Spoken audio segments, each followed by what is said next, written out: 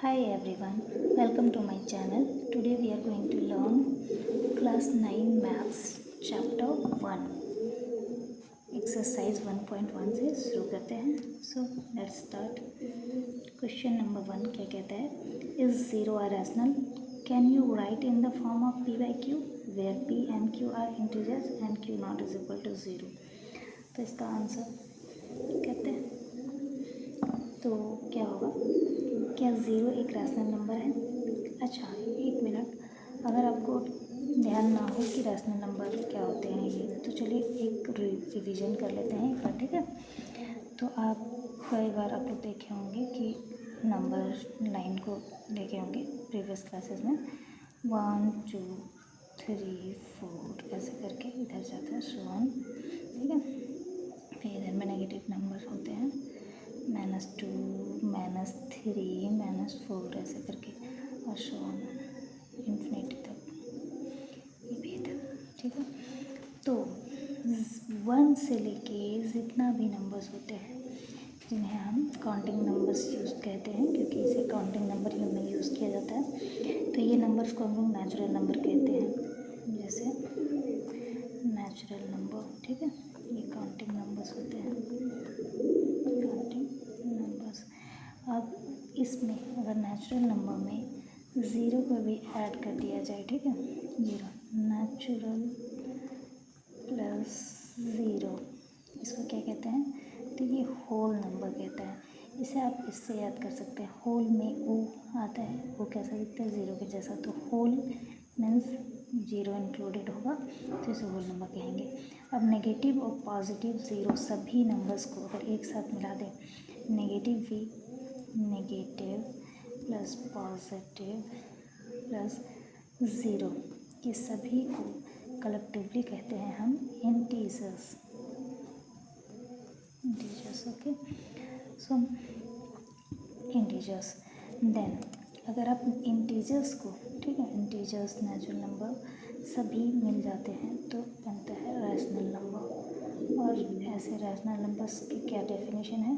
तो rational number उसे कहते हैं any number that can be written as p by q fraction के रूप में, ओके. सो इसे हम लोग कहते हैं रैशनल नंबर. जैसे 1/2. इवन इसमें नेगेटिव नंबर्स भी आ जाए, -5/3 -4/2, ठीक है. ऐसे करके नंबर्स जितने होते हैं. इवन नंबर, इवन कौन सा नंबर? जैसे कि 5, अगर 5 सिर्फ दे रखा है तो ये भी एक क्या है? Rational number. कैसे? 5 के नीचे हमेशा 1 होता है, ठीक है. तो 5 में 1 क्या होता है? छुपा होता है, जिसको हम लोग 5/1 के. तो ये भी हो गया ना p/q के रूप में. हाँ, एक और चीज़ ध्यान रखना है यहाँ पे भी है, q not is equal to 0, ठीक है. q 0 नहीं होना चाहिए, ठीक है. ये होता है रैशनल. अब इरेशनल का नंबर आता है, तो इरेशनल क्या होता है इसको भी समझ लेते हैं, ठीक है. तो इरेशनल किसे कहते हैं? तो इरेशनल वैसे नंबर्स होते हैं जो कि क्या होता है? √2, ठीक है. √2 एग्जाम्पल है किसका? तो आपका √2 एग्जाम्पल हो गया एक किसका? इरेशनल नंबर का, ठीक है. तो इरेशनल नंबर को हम कैसे कह सकते हैं? ऐसे नंबर्स जैसे √2 का वैल्यू क्या होता है? तो 1.4142 ऐसे कैसे आते हैं अगर आप इसका वैल्यू लगाने लग गए, ठीक है. फिर पाई भी एक इरेशनल नंबर है. क्यों? क्योंकि इसका भी वैल्यू 3.14515 ऐसे करके होता है, ठीक है. 22/7 जो होता है ना, जो कि पाई का वैल्यू होता है, ये एक इरेशनल रैशनल नंबर होता है. बट पाई क्या होता है? इरेशनल. ऐसा क्यों? क्योंकि ये अप्रॉक्स वैल्यू होता है पाई का, ठीक है. Approx value.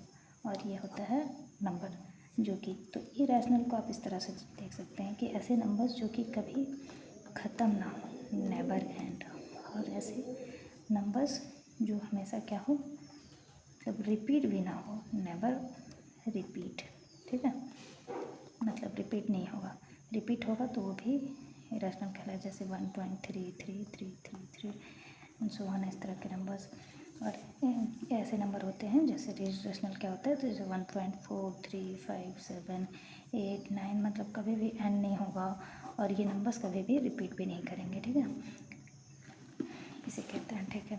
तो ये सभी नंबर्स को मिला के रैशनल इरेशनल जितने भी नंबर्स होते हैं सबको कलेक्टिवली हम क्या कहते हैं, रियल नंबर कहते हैं, ओके।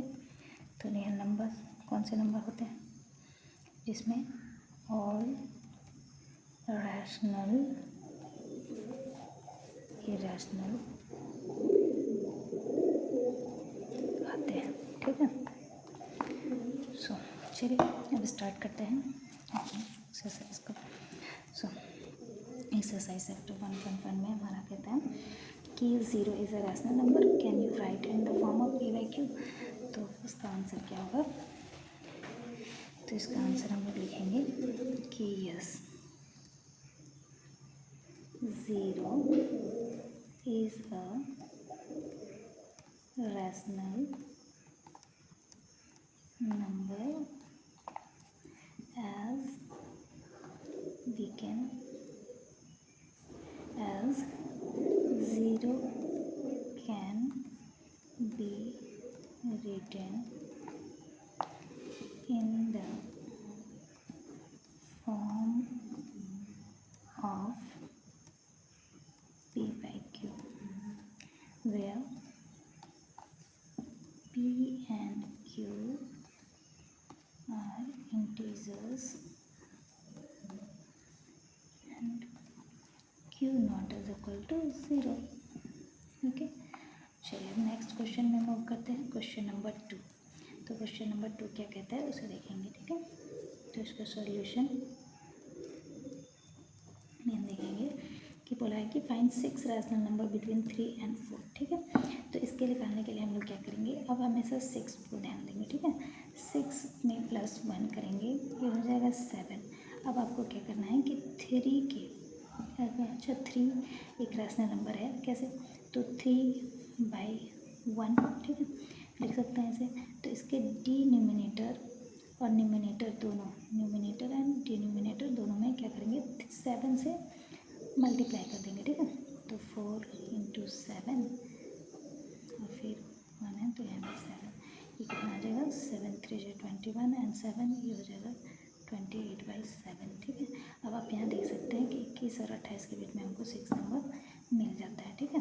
तो इसे हम लिख देंगे 22/7 23/7 बिटवीन है तो इसके बीच के नंबर्स को लेंगे, 24/7 25/7 26/7 एंड 28/7। तो आप यहाँ देख सकते हैं कि हमें 6 नंबर मिल चुके हैं, find 6 number between 3 and 4, okay. तो ये हो जाएगा आंसर नेक्स्ट क्वेश्चन के लिए, ठीक है। तो नेक्स्ट क्वेश्चन में भी इसी यही सेम मेथड को हम यूज़ करेंगे कि 5 है तो 5 + 1 कर दें, ये हो जाएगा 6।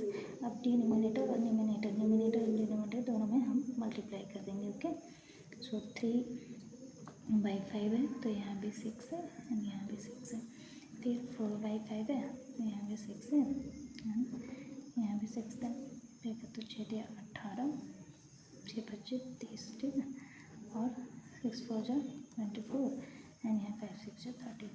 अब देखेंगे 18 और 25 के बीच में आपको 5 नंबर लेना है, तो ले लेंगे 90/30 20/30 21/30 22/30 23/30, ये आपका answer, okay. Next question number 4 क्या कहता है, state whether the following statement are true or false, ठीक है, give reason for your answer, ठीक। तो इस क्वेश्चन के लिए हम लोग नेक्स्ट पेज में मूव करते हैं, इसे कहते हैं नेक्स्ट पेज में तो देखेंगे, कहता है every natural number is a whole number, ठीक है। तो हम जैसे कि अभी इंट्रोड्यूस आपको बताएंगे रिवीजन में कि जितने भी नेचुरल नंबर होते हैं, नेचुरल नंबर वो क्या होते हैं, होल नंबर होते हैं, ठीक है। तो नेचुरल नंबर सभी किसके अंदर आ जाते हैं, होल नंबर, तो इसको होल नंबर के अंदर, ठीक है। यहाँ पे तो इसे फिर से देखते हैं, तो इसका आंसर लिखेंगे हम लोग, इसका आंसर में, ठीक है, क्या लिखेंगे, true,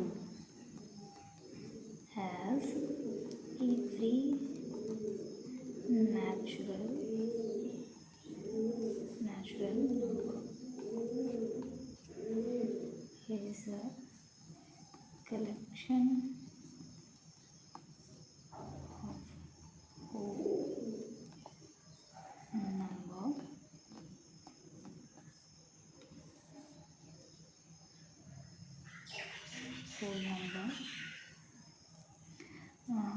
collection of whole number and zero. ठीक है, एक्चुअली होल नंबर के अंदर जीरो भी आएगा ना, तो ज़ीरो नहीं लिखेंगे, होल नंबर लिखिए तो कम चल जाएगा। ठीक है, every integer is a whole number. ठीक है, आप कहते हैं कि क्या every integer is a whole number, तो ऐसा नहीं है। हम अभी देखें कि नेचुरल नंबर होता है। ठीक है, नेचुरल नंबर। सो हम लोग कहाँ थे, तो नेचुरल नंबर हो गया। ओके, देन हम लोग अब करेंगे every integer is a whole number. ठीक है, तो every integer is a whole number. So तो क्या ऐसा है, इंटीजर होल नंबर है? तो हम लोग यहाँ पे देख चुके हैं इस चीज़ को, कहाँ पे देखे था, यहाँ पे हम लोगों ने बताया आपको कि नेचुरल नंबर प्लस ज़ीरो ये मिलके होल नंबर होते हैं। बट इंटीजर क्या होते हैं, इसमें नेगेटिव नंबर्स भी होते हैं, तो ये बात तो सच नहीं है। तो इसका आंसर हम लोग लिखेंगे। ठीक है, तो क्या लिखेंगे, every integer is a whole number कहता है, तो इसका आंसर में हम लोग लिखेंगे फॉल्स। अब इनको इसका रीज़न भी बताना है, तो हम लोग बोलेंगे कि as negative integers are not whole number. लेकिन नेगेटिव इंटीजर होल नंबर नहीं होते हैं, और इंटीजर्स क्या होते हैं, नेगेटिव नंबर्स भी होते हैं। ठीक है, तो इसका आंसर फिर नंबर क्या कहता है, every rational number is a whole number. ये भी पॉसिबल नहीं है, क्योंकि होल नंबर में सिर्फ क्या होते हैं, ज़ीरो और नेचुरल नंबर। सो इसका भी आंसर हो जाएगा फॉल्स। रैशनल